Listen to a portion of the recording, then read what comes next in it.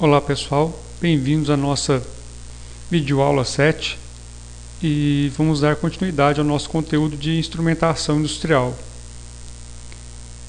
A partir de agora a gente vai começar a falar sobre os processos industriais.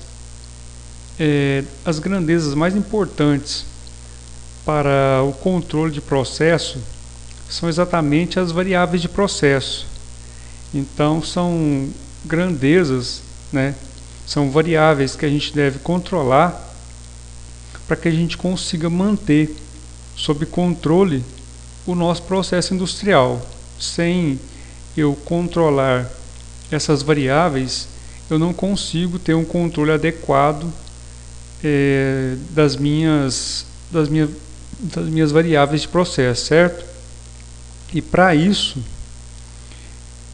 dentre as grandezas mais importantes aí, a gente tem a vazão, nível, temperatura e pressão, que é das quais a gente vai falar agora.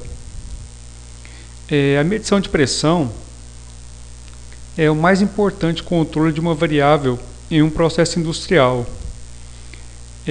A medição de pressão permite a monitoração e controle desta e de outras variáveis como nível, vazão e densidade. Então, através do controle e da monitoração da pressão, eu consigo controlar também essas outras variáveis, nível, pressão, densidade e algumas outras que a gente vai estar vendo aí. Então é muito importante o estudo da medição de pressão exatamente por esse motivo. Uma definição de pressão, certo? Matematicamente falando, a pressão é força sobre área. Então a expressão que determina a pressão é exatamente essa, força sobre área, que é dada para a gente aqui em kgf, quilograma-força, por centímetro quadrado, né? Quilograma-força, unidade de força, e centímetro quadrado, né? Unidade de área.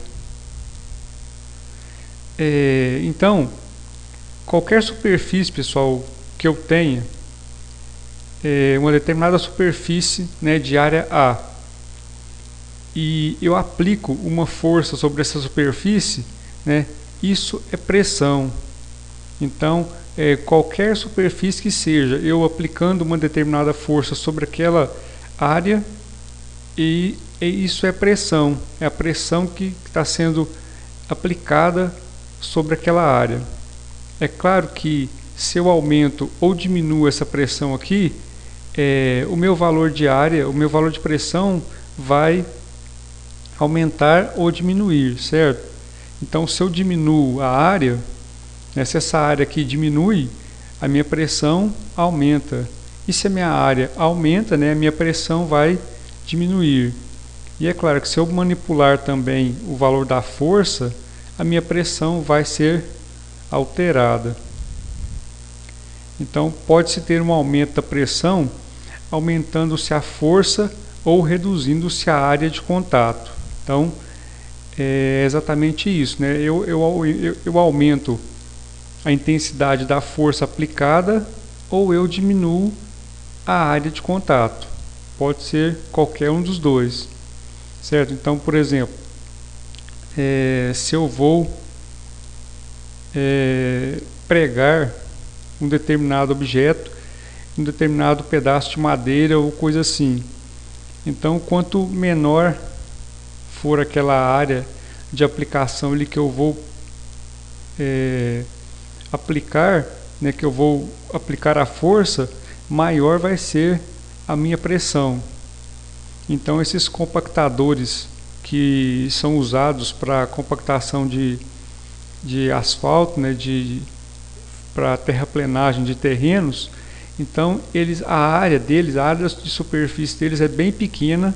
Por quê? Para aumentar a pressão que está sendo aumentar a pressão sobre o asfalto, sobre a superfície da terra, certo? Então eles diminuem a área para aumentar a pressão, porque se eu tenho uma área muito grande ali naquele compactador, a minha pressão diminui, porque a força, vamos dizer assim, que a força seria constante, né? É o motor que está gerando aquela força, a força é constante, então eu tenho que diminuir aquela área, né, de contato para me aumentar a pressão.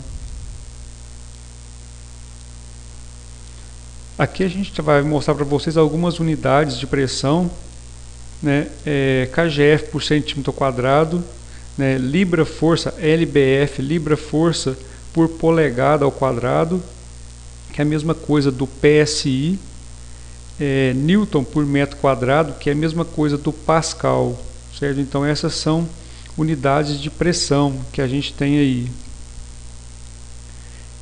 Existem outras unidades, né, para estar expressando a medição de pressão, e a unidade escolhida para que determinado processo vai depender da sua necessidade, né? Vai depender da grandeza que você está medindo e da sua necessidade. Então aí você é livre, pode estar livre no local onde você vai trabalhar para estar escolhendo a unidade de pressão, mas essas unidades são as mais comuns, tá, pessoal? kgf por centímetro quadrado, libra força por polegada ao quadrado, que é o psi, ou newton, né, por metro quadrado, que é o pascal. Então é muito comum aí você estar vendo essas unidades aí até no dia a dia, por exemplo, quando você vai calibrar o pneu do seu carro. Então você vai ver lá essa unidade aqui, PSI, né, que é libra força por polegada ao quadrado. Então você vai ver lá no medidor essa unidade PSI. Então é muito comum, né, você estar vendo esse tipo de unidade, né, mais usualmente aí no dia a dia. Existe uma relação, né, entre as unidades de pressão, então uma relação de equivalência entre elas, né? Um ATM, a gente ainda não falou sobre o ATM, mas uma atmosfera é igual a 760 milímetros de Hg. Depois a gente vai estar vendo também isso, que é igual a 10.336 milímetros de coluna de água, que é igual a 2.116 libra força por pé ft ao quadrado. Ft é foot, né, pessoal, de pé ao quadrado, que é igual a 14,7 psi, que é igual a 760 torr, que é igual a 101.325 pascal, que é igual a 1,01 bar. Então essas outras unidades aqui nós não estaremos estudando todas elas com mais detalhes. A gente vai estudar mais, são as principais unidades, e falar mais das principais unidades. Mas vou estar mostrando para vocês uma tabela de relação entre elas, caso futuramente vocês venham a precisar. E lembrando, pessoal, que essas unidades aqui, um ATM igual a 760 milímetros de mercúrio de Hg, todas essas equivalências aqui são pressões ao nível do mar, certo? Então essa pressão é ao nível do mar. Eu saí do nível do mar, essas pressões não se equivalem mais. Aí a tabela de equivalência delas vai mudando, vai se alterando. Então eu tenho aqui outras definições, né? Por exemplo, massa específica, que é a densidade, né, dos materiais. A massa específica, que é representada por essa letra grega, o ρ, que é igual a massa sobre volume, né? A massa específica é massa do objeto, né, sobre o volume desse objeto, desse elemento. E a unidade de massa específica, né, é quilograma por metro cúbico ou grama por centímetro cúbico, né? Unidade de massa, grama ou quilograma, e unidade de volume, né, metro cúbico ou centímetro cúbico. São as mais utilizadas aí para unidades de densidade. Aqui a gente vai mostrar para vocês a tabela que eu comentei, né, uma tabela de equivalência de todas as grandezas de pressão que existem, certo? Aí eu tenho uma tabela de equivalência que eu posso estar trabalhando com isso aí, brincando com ela da maneira como eu quiser. Porque de repente você trabalha em um local onde se usa PSI, aí de repente você já está em outro local, então uma outra grandeza, uma outra variável já é medida em bar, certo? Então aí você tem que estar fazendo essas equivalências. Aí de repente em outra variável já está se medindo em milímetros de mercúrio. Então essa tabela aí serve para você estar fazendo essas equivalências. Um manômetro, pessoal, é um dos instrumentos, tá, de medição de pressão, se não o mais antigo, tá, que foi descoberto.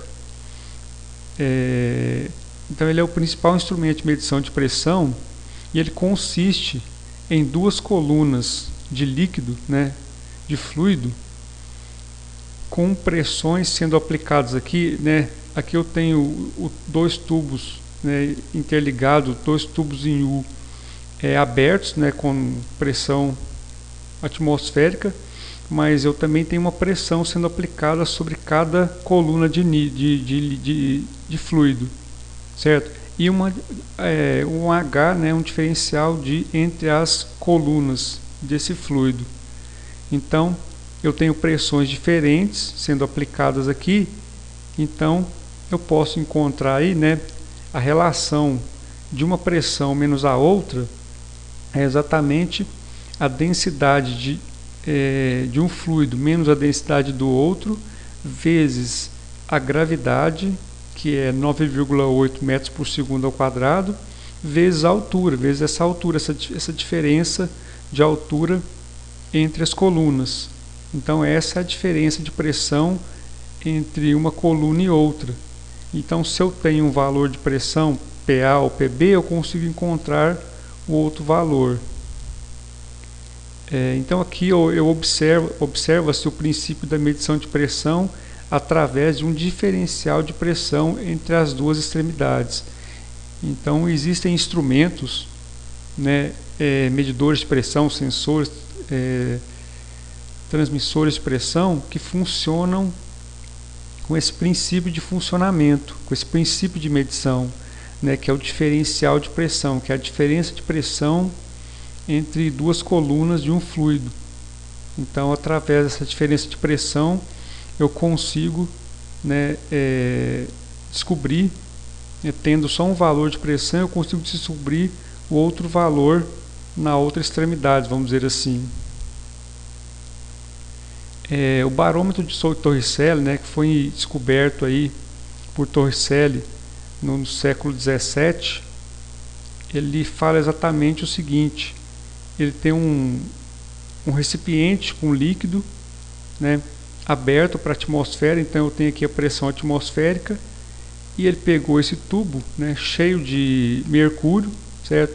E virou ele, né, de ponta cabeça aqui, imaginando que isso aqui fosse derramar. Mas ele se surpreendeu, né, porque a pressão exercida pela atmosfera aqui não deixou que esse líquido descesse e derramasse. Não foi criada uma área aqui de vácuo, certo? O líquido abaixou um pouquinho essa coluna, mas ele não se derramou. Então, por quê? Porque essa pressão atmosférica aqui compensa a pressão que está sendo exercida por essa coluna, certo? Então a pressão que está sendo exercida por essa coluna aqui é compensada pela pressão atmosférica que está sendo exercida sobre essa coluna desse recipiente maior, certo? E existe uma diferença de altura aqui, né, dessa coluna. A diferença não, a altura da coluna desse líquido ficou, né, nessa medida aqui. Então a pressão atmosférica aqui é o que? É a minha densidade do material, certo? Que nesse caso aqui é o mercúrio, vezes a gravidade, vezes a altura. A pressão atmosférica sobre a superfície de fluido, né, o mercúrio, é balanceada pelo peso da coluna de fluido, né, milímetro de Hg. Então é isso. Então, né, essa pressão atmosférica ela é balanceada pelo peso que essa coluna de fluido aqui faz sobre essa outra coluna maior de líquido do recipiente maior. E um outro teorema muito importante também é o teorema de Pascal. Aqui eu tenho um princípio, né, de que aplicando uma força pequena numa extremidade, né, eu tendo uma pequena área e uma pequena força sendo aplicada aqui, eu consigo na outra extremidade de área maior conseguir uma força bem maior. Então o princípio de Pascal fala o seguinte, que se as duas pressões são iguais, né, e pressão, né, força sobre área, né, P1 F1 sobre A1, P2 F2 sobre A2. Então ele fala que o teorema, né, sendo linhas horizontais, se as linhas forem horizontais, se essas duas linhas forem horizontais, ele fala que F1 sobre A1 é igual a F2 sobre A2. Então esse princípio aqui, pessoal, né, eu aplicar uma pequena força e gerar uma outra força devido à pressão do fluido do outro lado aqui, é o mesmo princípio de funcionamento, por exemplo, daqueles elevadores hidráulicos para levantar carros, né, que você vê aí nas oficinas mecânicas. Então é o mesmo princípio. Então eu aplicando uma pequena força numa pequena área de um lado, eu consigo uma grande força, né, numa área bem maior do outro lado, né? Esse é o princípio de Pascal, né? Então aqui, ó, o princípio de funcionamento, né, das prensas hidráulicas, elevadores e outros equipamentos. Então eu aplico uma pequena força desse lado aqui, certo? Nessa coluna de líquido, e através da compressão desse líquido eu consigo uma grande força desse outro lado aqui, né, que consegue levantar esse carro aqui, ou um peso qualquer. Obrigado pela atenção, pessoal, e até a nossa próxima videoaula.